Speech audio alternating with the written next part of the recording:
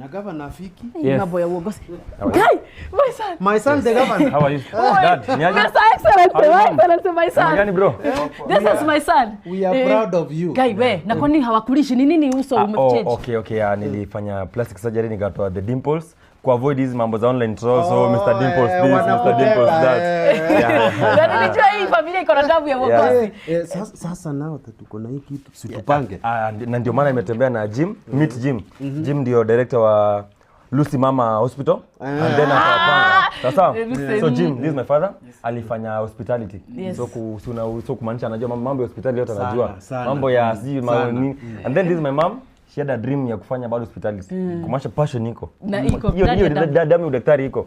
And then this my brother alifanya form 4. Tulikuwa tumpeleke nursing, but akasema ni ya madem. So hakuenda shule. But unasikia bado ako na hiyo nini? You can test the intelligence. Yes. Labor pains. Ladies.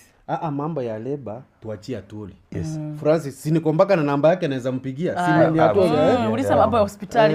Niulize ya hospitali. Watu wanaendesha sana kwanza watu wanaendesha, mbona waendeshe na hawana driving license? Tunasikia ni mtu alafu mafuta imepanda bei. Imepanda Unaendesha gari. So ukisikia babangu he is so intelligent. He is fit for the work and then mamangu ndio hapa hivi you can. Niulize. Kumekuwa na outbreak ya chickenpox. Utasaidiaje? Kijana si utulize mambo ya hospitali. Mambo ya kuku si Waluya watadili nayo. Uliza swali ya hospitali. Kwa ward wagonjwa hawapati matibabu.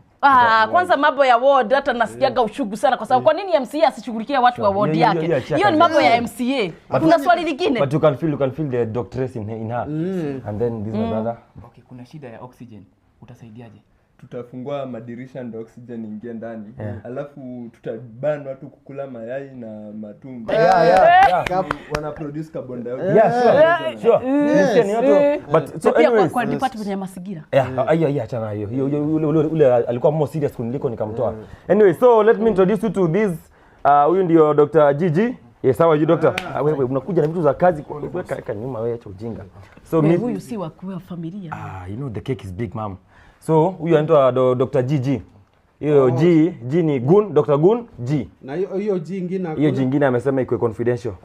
So huyu ni in his past career amekuwa kutumia shoka sana X, unaona? So I guess tumpea kazi hapo kwa X-ray. Okay. Yeah. Is good in radiology? Hiyo yote anafanya. Yeah, sure. Are you sure? Yeah. Ongea hata kizungu. Watu si wajinga. Okay. Watu si wajinga. Okay, sasa nice.